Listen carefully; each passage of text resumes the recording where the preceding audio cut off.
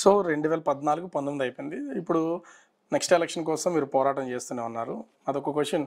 అతి చిన్న వయసులోనే పొలిట్ బ్యూరో లాంటి ఒక పెద్ద పదవి అసలు ఎక్స్పెక్ట్ చేశారా మీరు? వాళ్ళతో అంటే పొలిట్ బ్యూరోలోకి వెళ్ళేసరికి ఉద్దండులు ఉంటారు. ఇప్పటికీ అలాంటి వాళ్ళు ఉన్నారు. అంతగారికి ఇది వస్తుందని అనుకున్నారు అసలు? నేను చెప్పాను ఇందాక, నేను ఈ రోజు వరకు చంద్రబాబు నాయుడు గారి దగ్గరికి వెళ్ళి సార్ నాకు ఈ పదవి ఇవ్వండి నేను అడగలే. 2014లో టికెట్ మాత్రమే అడిగాను ఆయన్ని. సార్ పాయక్రోపేట నుంచి మీరు కనుక నాకు ఇస్తే కనుక నేను గెలిచి వస్తానండి అన్నాను. ఆ రోజు కూడా ఆయన ఒకటే అన్న, నీకు ఎక్స్పీరియన్స్ లేదు, ఎలా గెలిచి వస్తావు అని అడిగారు. నాకు ఇన్ఛార్జ్గా అవకాశం ఇవ్వండి, నేను చేయగలను అనుకుంటే దెన్ మీరు కంటిన్యూ చేయండి, అదర్ దాన్ నేను నా ఉద్యోగానికి వెళ్ళిపోతాను, లేదంటే పార్టీకి పని చేస్తాను అని ఆ రోజు చెప్పా. ఈ రోజు వరకు నేను ఆయన ఏమీ అడగలే. Age or caste base, gender base, whatever it may be. నిజంగా మీరు అన్నట్టు పాలిట్ బ్యూరో అనేది నాకు అతిపెద్ద పదవి, అంతకు మించి పదవి ఏమీ లేదు.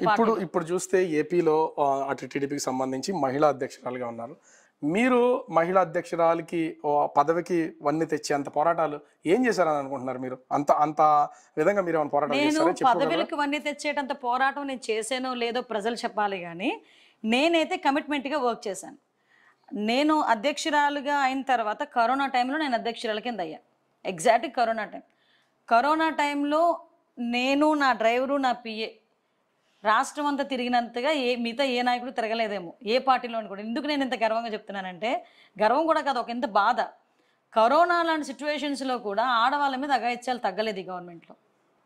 పలానా ఎక్కడ పులివెందుల దగ్గర నుంచి మొదలు పెట్టుకొని అనంతపూర్ దగ్గర తిరిగాము, పులివెందుల తిరిగాను, కడప వచ్చాను, అన్ని ఏరియాస్ కూడా కవర్ చేసుకొని ఎక్కడ ఏ అమ్మాయికి అన్యాయం జరిగినా కూడా డెఫినెట్గా అక్కడ నా ప్రజెన్స్ ఉండేది. కానీ ప్రజా సమస్యల విషయానికి వస్తే తెలుగు మహిళా అధ్యక్షురాలుగా చేయాల్సిన పోరాటాలు చేయలేదు. ప్రభుత్వం మీద చేసినటువంటి విమర్శలు చేయడమే కానీ దాన్ని ఆచరణ రూపంలో ఉద్యమాలు ఏమీ లేవనేది మీ మీద ఉన్నటువంటి ఒక విమర్శ. ఓకే, ఉండొచ్చు, ఎవరి ఉద్దేశం వాళ్ళది. ఇప్పుడు మీ ఉద్దేశం మీది, నా ఉద్దేశం నాది. ఈరోజు నేను ఒకటే ఎగ్జాంపుల్ చెప్తున్నా. దిశ యాక్ట్ గురించి మేము మాట్లాడాం, దిశ యాక్ట్ గురించి నేను మాట్లాడాను. దిశ యాక్ట్ గురించి ప్రతిసారి మేము చెప్పేవాళ్ళమి. 21 రోజుల్లోనే ఇవి తీసేస్తాం అది ఇది అనేటప్పుడు కూడా నేను చాలా హ్యాపీ ఫీల్ అయ్యాను, నిజంగా జరుగుతుందేమో అని. బట్ అది జరగల. నేను ప్రతి ఆస్పెక్ట్లోని కూడా నేను విజయం సాధించానని చెప్పడానికి ఉన్న ఏకైక ఆధారం ఏంటో చెప్పనా? నా మీద 23 కేసులు. ఓకే, అంటే ఏమీ లేకుండానే, నేను పోరాటం చేయకుండానే నా మీద ఇన్ని 23 కేసులు పెడతాడు ఎవడైనా? ఇక్కడ మీకు కొంత ఇబ్బంది అనిపించవచ్చు, అది అడగడానికి కూడా నాకు ఇబ్బందిగానే ఉంది. ఇక్కడ అంటే ఎదురెదురుగా నాకు 2 సిచ్యువేషన్స్ మీ ఇంట్లో కనిపిస్తున్నాయి. ఒకటి మీరు, మీ పిల్లలు ఫోటో. ఒకసారి అరుణ్ అది చూపించు. అంటే ఈ ఫోటో చూస్తున్నాం, చాలా చూడముచ్చినట్టయిన ఫ్యామిలీ. దీనికి ఆపోజిట్గా ఎదురుగా రాధాకృష్ణలు కనిపిస్తున్నారు. ఈ 2 ఏంటి అంటే, ఒకటి మీ రాజకీయాలకి సంబంధించి ఇప్పుడు కూడా మీ ఫ్యామిలీకి కొంత డిస్టర్బెన్స్ నడుస్తుంది ఎప్పటి నుంచో, మీకు మీ హస్బెండ్కి సంబంధించి. అది మీ రాజకీయానికి ఎప్పుడు అడ్డొస్తుందని ఎప్పుడు ఫీల్ అవ్వలేదా? ఇప్పుడు కూడా ఫ్యామిలీ వేరు, రాజకీయం వేరు, అంతే. అంటే ఫ్యామిలీ సెపరేట్, రాజకీయం సెపరేట్. ఇంత పెద్ద పూజ గది కనిపిస్తూ ఉంది. నా క్వశ్చన్ ఏంటంటే, అనిత గారు హిందువా, క్రిస్టియనా? ఇది చాలా చాలా ఇంపార్టెంట్ క్వశ్చన్. ఎందుకు నేను ఈ మాట మిమ్మల్ని అడగాల్సి వస్తుందంటే, అనిత గారి దగ్గర ఒక కాంట్రవర్సీ ఉంది. అది మీరు హిందువా, క్రిస్టియనా? అనిత గారికి కాంట్రవర్సీ చేశారు. అనిత ప్యూర్ హిందూ. ఎందుకు మరి క్రిస్టియన్ అనే ముద్ర మీ మీద ఉంది?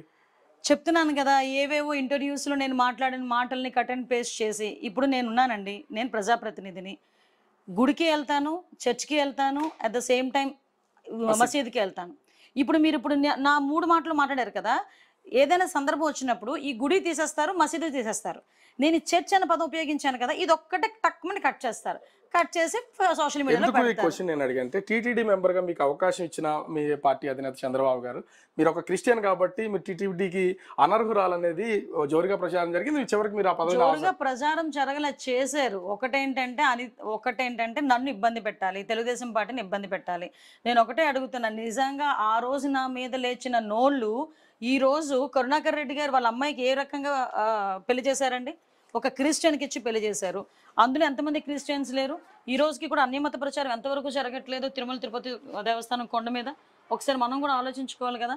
కేవలం అనితని ఇబ్బంది పెట్టాలి అనుకున్నారు. వాట్ ఎవర్ ఇట్, నేను ఎంత పాజిటివ్గా తీసుకుంటానంటే, ఒక పెద్ద స్థాయిలో అనితని టార్గెట్ చేయాలి అనుకున్నారు అనుకుంటే ఎంతో కొంత స్టఫ్ అనితకు ఉంది కాబట్టి మ్యాక్సిమం వాళ్ళు నా మీద కొంచెం టార్గెట్ చేయడానికి ప్రయత్నం చేస్తారు. ఇక్కడ టార్గెట్ అంటే నాకు ఇంకోటి కూడా గుర్తొస్తుంది.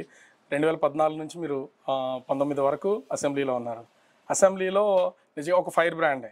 మీకు అపోనెంట్లో రోజా గారు ఉన్నారు. మీకు రోజా గారికి ఎప్పుడు పడేది కాదు. ప్రతి విమర్శలు. ఎందుకు రోజా గారు అంటే మీకు పడదా? లేకపోతే ఆవిడకి నాకు వ్యక్తిగత ఏమైనా ఆస్తిగతాలు ఏమైనా ఉన్నాయేంటండి? లేకపోతే ఆవిడ నేను చుట్టాలు అనుకున్నారా? హా? ఆవిడకి నాకు ఎటువంటి ఆస్తి తగాదాలు లేవు. ఆవిడకి నాకు ఎటువంటి చుట్టరికాలు లేవు. మా ఇద్దరికి మధ్యలో వైరం ఓన్లీ